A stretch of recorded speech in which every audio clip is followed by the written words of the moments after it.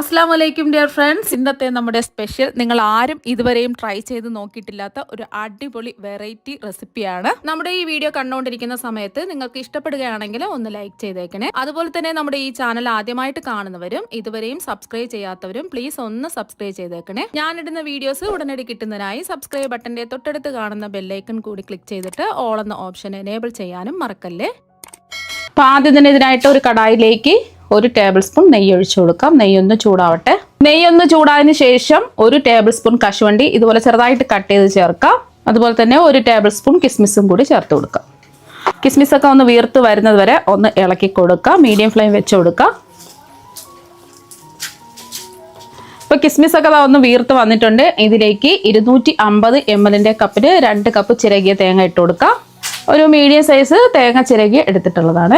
അപ്പോൾ നിങ്ങൾ തേങ്ങ ചിരകി എടുക്കുന്ന സമയത്ത് തേങ്ങാപ്പീര കുറച്ച് വലുപ്പമുള്ളതാണെന്നുണ്ടെങ്കിൽ ജസ്റ്റ് മിക്സിയുടെ ജാറിലിട്ടിട്ട് ഒന്ന് അടിച്ചെടുത്തിട്ട് ഇതിലേക്ക് ചേർത്ത് കൊടുക്കുക. ഈ തേങ്ങയുടെ വെള്ളത്തിൻ്റെ നനവൊക്കെ ഒന്ന് മാറി കിട്ടിയാൽ മതി. അപ്പോൾ തേങ്ങയുടെ വെള്ളത്തിൻ്റെ നനവൊക്കെ ഒന്ന് മാറിയിട്ടുണ്ട്. ഒരു 2 മിനിറ്റ് ഇതുപോലെ ഒന്ന് ഫ്ലെയിം കുറച്ച് വെച്ചിട്ട് ഇളക്കി കൊടുക്കുക. ഇനി ഇതിലേക്ക് മധുരത്തിന് ആവശ്യമായിട്ടുള്ള പഞ്ചസാര ചേർത്ത് കൊടുക്കാം. ഞാനിപ്പോൾ 3 ടേബിൾ സ്പൂൺ പഞ്ചസാരയാണ് ചേർത്ത് കൊടുക്കുന്നത്. നമ്മളെടുക്കുന്ന പഴത്തിന് നല്ല മധുരം ഉണ്ടെന്നുണ്ടെങ്കിൽ കുറച്ച് പഞ്ചസാര ചേർത്ത് കൊടുത്താൽ മതി. പഞ്ചസാരയും കൂടി ചേർത്ത് ഇതൊന്ന് സോഫ്റ്റായി കിട്ടുന്നതിന് വേണ്ടിയിട്ട് ഒരു 2 ടേബിൾ സ്പൂൺ തിളപ്പിച്ചാറിയ പാലും കൂടി ചേർത്ത് കൊടുക്കാം. പഞ്ചസാര എല്ലാം ഒന്ന് അലിഞ്ഞ് വരുന്നതിന് വേണ്ടിയിട്ടാണ് പാല് ചേർത്ത് കൊടുത്തത്. പാല് നമ്മൾ ഒഴിച്ചു കൊടുത്തത് കൊണ്ട് പെട്ടെന്ന് തന്നെ പഞ്ചസാര എല്ലാം ഒന്ന് മെൽറ്റായി കിട്ടിയിട്ടുണ്ട്. പാല് ഒഴിച്ചു കൊടുക്കാതിരിക്കുകയാണെന്നുണ്ടെങ്കിൽ പഞ്ചസാര ചിലപ്പോൾ കാരമലൈസ് ആയി ഒരു കട്ട പോലെ ആയി കിട്ടും. അപ്പം അതുണ്ടാവാതിരിക്കാൻ വേണ്ടിയിട്ടാണ് പാല് ഒഴിച്ചു കൊടുത്തിട്ട് ഇങ്ങനെ ചെയ്യുന്നത്. ഇങ്ങനെ ചെയ്യുമ്പോൾ നല്ല സോഫ്റ്റായിട്ട് മാറും ഇത്. ഇനി ഫ്ലേവറിന് വേണ്ടിയിട്ട് നമുക്ക് ഏലക്കാപ്പൊടി വേണമെന്നുണ്ടെങ്കിൽ ചേർത്ത് കൊടുത്താൽ മതി. ഞാനിപ്പോൾ 1/2 ടീസ്പൂൺ ഏലക്കാപ്പൊടി ചേർത്ത് കൊടുക്കുകയാണ്. അപ്പോൾ ഇത് പഞ്ചസാരയും കൂട്ടി ചേർത്ത ഏലക്കപ്പൊടിയാണ് 1/2 ടീസ്പൂൺ എടുത്തിട്ടുള്ളത്. സാധാരണ ഏലക്ക മാത്രം പൊടിച്ചതാണെന്നുണ്ടെങ്കിൽ ഒരു 1/4 ടീസ്പൂൺ ചേർത്ത് കൊടുക്കുക. ഏലക്കയാണെന്നുണ്ടെങ്കിൽ 2 3 ഒക്കെ തല്ലി ചേർത്ത് കൊടുത്താൽ മതി. ഏലക്കയുടെ ഫ്ലേവർ ഇഷ്ടമാണെന്നുണ്ടെങ്കിൽ മാത്രം ചേർത്ത് കൊടുത്താൽ മതി. അല്ലാന്നുണ്ടെങ്കിൽ ഏലക്കപ്പൊടിയോ ഏലക്കയോ ചേർക്കേണ്ട ആവശ്യമില്ല. ഇതിപ്പോൾ റെഡി ആയിട്ടുണ്ട്. ഇപ്പം നല്ല ചൂടാണ്. ചൂട് മാറാൻ വേണ്ടിയിട്ട് നമുക്ക് മാറ്റി വയ്ക്കാം. ഇനി ഒരു ബൗളിലേക്ക് 2 ടേബിൾ സ്പൂൺ മൈദ ഇട്ട് കൊടുക്കുക. 2 3 ടേബിൾ സ്പൂൺ ഇട്ട് കൊടുക്കുക. എത്രയാണോ നിങ്ങൾക്ക് വേണ്ടത് അതിനനുസരിച്ച് ഈ മാവൊന്ന് കലക്കിയെടുക്കുക. ഇനി ഇതിലേക്ക് ഒരു നുള്ള് ഉപ്പ് ചേർത്ത് കൊടുക്കുക. ആ മാവിൻ്റെ പുറത്ത് ചെറിയൊരു മധുരം കിട്ടുന്നതിന് വേണ്ടിയിട്ട് ഒരു 2 ടീസ്പൂൺ പഞ്ചസാര ചേർത്ത് കൊടുക്കുക. 2 ടീസ്പൂൺ പഞ്ചസാര, അധികം മധുരം വേണ്ടാന്നുണ്ടെങ്കിൽ 1 ടീസ്പൂൺ പഞ്ചസാര ചേർത്ത് കൊടുത്താലും മതി. ഇതൊന്ന് മിക്സ് ചെയ്തെടുക്കുക. ഇനി ആവശ്യത്തിന് വെള്ളം ഒഴിച്ച് കുറച്ച് കട്ടിക്കൊന്ന് കലക്കിയെടുക്കാം. കുറച്ചായിട്ട് വെള്ളം ഒഴിച്ചു കൊടുക്കുക. സാധാരണ പച്ചവെള്ളം തന്നെയാണ് എടുത്തിട്ടുള്ളത്. കട്ടകളൊന്നും ഇല്ലാതെ ഒന്ന് കലക്കി യോജിപ്പിച്ചെടുക്കാം.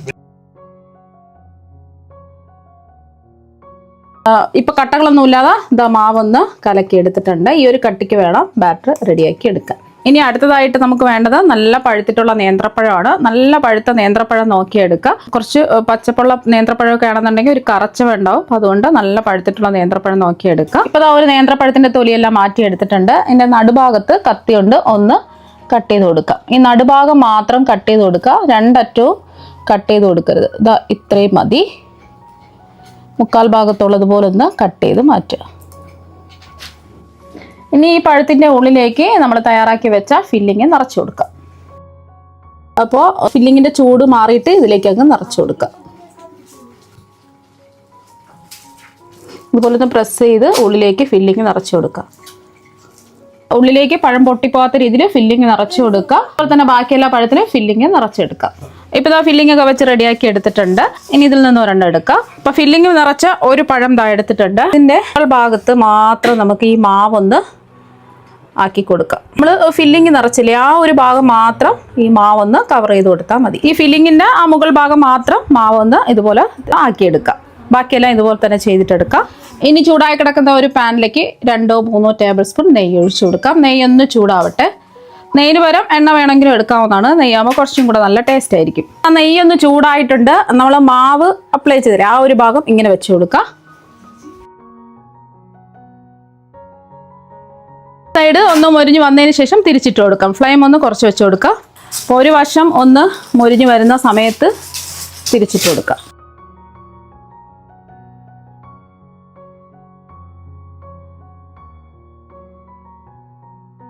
ഈ വശം നല്ലതുപോലെ ഒന്ന് മൊരിഞ്ഞ് വരട്ടെ. അപ്പോൾ തിരിച്ചും മറിച്ചിട്ട് നല്ലോണം എന്താ മൊരിച്ചെടുത്തിട്ടുണ്ട്. മീഡിയം ഫ്ലെയിമിൽ വെച്ചിട്ട് വേണം ഇത് ചെയ്യാൻ.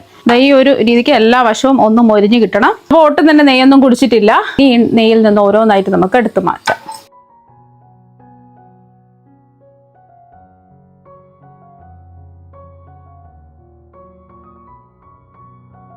ഇതെല്ലാം ഒന്ന് മൊരിച്ചെടുത്തിട്ടുണ്ട്. നല്ല ടേസ്റ്റ് ആണ് കഴിക്കാൻ വേണ്ടിയിട്ട്. ഉള്ളിൽ നല്ല സോഫ്റ്റ് ആണ്. കടലപ്പഴം നല്ല സോഫ്റ്റ് ആയിട്ടാണ് ഇരിക്കുന്നത്. അപ്പൊ നമ്മൾ എടുക്കുന്ന പഴം നല്ല പഴുത്ത പഴമാണെന്നുണ്ടെങ്കിൽ നല്ല സോഫ്റ്റ് ആയിരിക്കും, കഴിക്കാൻ വേണ്ടിയിട്ട് നല്ല ടേസ്റ്റ് ആയിരിക്കും. അപ്പൊ നിങ്ങൾ എന്തായാലും ഈ പഴം നിറച്ചത് ഒരു പ്രാവശ്യം ഒന്ന് ട്രൈ ചെയ്ത് നോക്കാം. തീർച്ചയായും നിങ്ങൾക്ക് എല്ലാവർക്കും ഒരുപാട് ഇഷ്ടമാകും. അപ്പൊ നമുക്ക് മറ്റൊരു വെറൈറ്റി വീഡിയോ ആയിട്ട് വീണ്ടും കാണാം. താങ്ക്